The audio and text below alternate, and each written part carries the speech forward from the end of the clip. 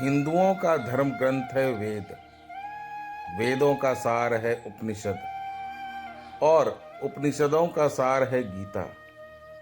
गीता सभी ग्रंथों का सार यानी निचोड़ है। इसलिए श्रीमद् भगवत गीता हिंदुओं का सर्वमान्य ग्रंथ है। इसे वेद और उपनिषदों का पॉकेट संस्करण भी कह सकते हैं। महाभारत के 18 अध्यायों में से एक भीष्म पर्व का हिस्सा है भगवत गीता। गीता में भी कुल 18 अध्याय हैं। 18 अध्यायों की कुल श्लोकों की संख्या है 700। आइए जानते हैं गीता के 18 अध्यायों में क्या लिखा है। पहला अध्याय अर्जुन विषाद योग नाम से है। इस अध्याय में दोनों सेनाओं के प्रधान शूरवीरों की गणना, सामर्थ्य और शंख ध्वनि का कथन, अर्जुन द्वारा सेना निरीक्षण का प्रसंग और अपने ही बंधु बांधवों को सामने खड़ा देखकर मोह से व्याप्त हुए अर्जुन की कायरता, स्नेह और शोकायुक्त वचन है। इसमें अर्जुन कहते हैं कि यदि मैं अपने बंधुओं को मारकर विजय भी प्राप्त कर लेता हूँ तो यह मुझे सुख नहीं पश्चाताप ही देगी। दूसरा अध्याय सांख्य योग नाम से है। इसमें श्री कृष्ण कहते हैं कि इस समय यह बातें करना उचित नहीं है, क्योंकि अब तो सामने युद्ध थोप ही दिया गया है। अब यदि तुम नहीं लड़ोगे तो मारे जाओगे। अर्जुन हर तरह से युद्ध को छोड़कर जाने की बात कहते हैं। तब श्री कृष्ण कहते हैं कि अब युद्ध से विमुख होना नपुंसकता और कायरता है। इसी चर्चा में श्री कृष्ण अर्जुन को आत्मा की अमरता के बारे में भी बताते हैं और कहते हैं कि आत्मा का कभी वध नहीं किया जा सकता और तुम जिनके मारे जाने का शोक की बात करने जा रहे हो वह उनका शरीर है, जिसे आज नहीं तो कल मर ही जाना है। इसलिए जय पराजय, लाभ हानि, सुख दुख को समान समझकर उसके बाद युद्ध करने के लिए तैयार हो जाओ। इसी अध्याय में श्री कृष्ण सांख्य योग और स्थिर बुद्धि पुरुष के लक्षण का वर्णन भी करते हैं। तीसरा अध्याय कर्म योग नाम से है। इसमें ज्ञान योग और कर्म योग के अनुसार जीवन में अनासक्त भाव से नियत कर्म करने की श्रेष्ठता का निरूपण किया गया है। इसमें कर्मों का गंभीर विवेचन किया गया है। अज्ञानी और ज्ञानवान के लक्षण तथा राग द्वेष से रहित होकर कर्म करने के लिए प्रेरणा की बात की गई है। इस अध्याय में ही हिंदू धर्म के कर्म के सिद्धांत का निचोड़ लिखा हुआ है। इससे ही यह प्रकट होता है कि हिंदू धर्म कर्मवादी धर्म है, भाग्यवादी नहीं। श्री कृष्ण कहते हैं कि वास्तव में संपूर्ण कर्म सब प्रकार से प्रकृति के गुणों के द्वारा दिए जाते हैं, जो कि कार्य और कारण की एक श्रृंखला है। चौथा अध्याय ज्ञान कर्म संन्यास योग नाम से है। इसमें ज्ञान, कर्म और संन्यास योग का वर्णन है। सगुण भगवान का प्रभाव और कर्म योग का विषय, योगी महात्मा पुरुषों का आचरण और उसकी महिमा, फल सहित पृथक पृथक यज्ञों का कथन और ज्ञान की महिमा का वर्णन किया गया है। पांचवा अध्याय कर्म संन्यास योग के नाम से है। इसमें सांख्य योग और कर्म योग का निर्णय, सांख्य योगी और कर्म योगी के लक्षण और उनकी महिमा, ज्ञान योग का विषय और भक्ति सहित ध्यान योग का वर्णन किया गया है। उपरोक्त सभी योगों के वर्णन में अध्यात्म, ईश्वर, मोक्ष, आत्मा, धर्म, नियम आदि का वर्णन है। किसी भी प्रकार के युद्ध या युद्ध करने का नहीं। छठा अध्याय आत्म संयम योग नाम से है।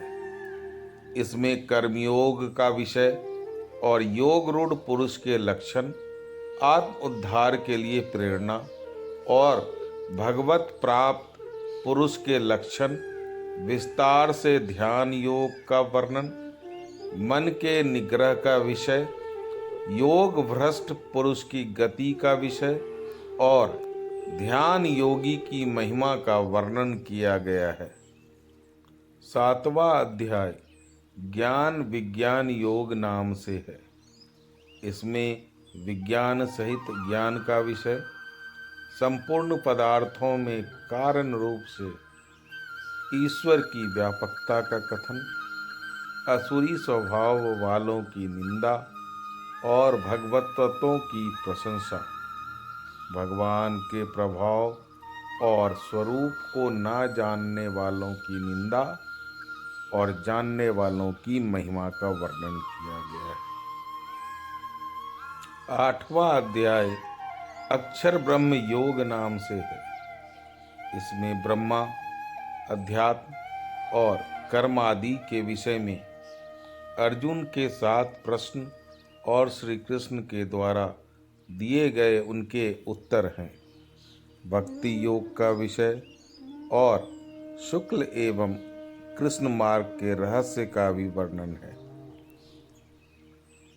9वां अध्याय राज विद्याराज ग्रह योग के नाम से है। इसमें प्रभाव सहित ज्ञान का विषय है। इसमें जगत का ईश्वर से संबंध और प्रकृति तत्वों की चर्चा है। इसमें जगत की उत्पत्ति का विषय, भगवान का तिरस्कार करने वाले असुरी प्रकृति वालों की निंदा और दैवी प्रकृति वालों के भगवत जन का प्रकार, सर्वोत्तम रूप से प्रभाव सहित भगवान के स्वरूप का वर्णन, सकाम और निष्काम उपासना का फल और निष्काम भगवत भक्ति की महिमा का वर्णन है। बोलिए राधे राधे। 10वां अध्याय विभूति योग के नाम से है। इसमें भगवान की विभूति और योग शक्ति का कथन तथा उनके जानने का फल और प्रभाव सहित भक्ति योग का कथन, अर्जुन द्वारा भगवान की स्तुति तथा विभूति और योग शक्ति को कहने के लिए प्रार्थना, भगवान द्वारा अपनी विभूतियों और योग शक्ति का वर्णन है। विभूति का अर्थ होता है सिद्धियां एवं शक्तियां। 11वां अध्याय विश्व रूप दर्शन योग नाम से है। इसमें विश्व रूप के दर्शन हेतु अर्जुन की प्रार्थना, भगवान द्वारा अपने विश्व रूप का वर्णन, संजय द्वारा धृतराष्ट्र के प्रति विश्व रूप का वर्णन, अर्जुन द्वारा भगवान के विश्व रूप का देखा जाना और उनकी स्तुति करना, भगवान द्वारा अपने प्रभाव का वर्णन और अर्जुन को युद्ध के लिए उत्साहित करना, भयभीत हुए अर्जुन द्वारा भगवान की स्तुति और चतुर्भुज रूप का दर्शन कराने के लिए प्रार्थना, भगवान द्वारा अपने विश्व रूप के दर्शन की महिमा का कथन तथा चतुर्भुज और सौम्य रूप का दिखाया जाना, बिना अनन्य भक्ति के चतुर्भुज रूप के दर्शन की दुर्लभता और फल सहित अनन्य भक्ति का दर्शन का वर्णन है। 12वां अध्याय भक्ति योग नाम से है। इसमें साकार और निराकार के उपासकों की उत्तमता का निर्णय और भागवत प्राप्ति के उपाय का वर्णन है और इसमें भागवत प्राप्त पुरुषों के लक्षण भी बताए गए हैं। 13वां अध्याय क्षेत्र क्षेत्रज्ञ विभाग योग नाम से है। इसमें ज्ञान सहित क्षेत्र क्षेत्रज्ञ के विषय का वर्णन और ज्ञान सहित प्रकृति पुरुष के विषय का विशद वर्णन किया गया है, अर्थात स्थिति, ज्ञान, आत्मा, परमात्मा और पंच तत्वों का रहस्यमयी ज्ञान है। 14वां अध्याय गुणत्र विभाग योग नाम से है। इसमें ज्ञान की महिमा और प्रकृति पुरुष से जगत की उत्पत्ति का वर्णन है। सत, रज, तम तीनों गुणों का विषय का विशद विवेचन है।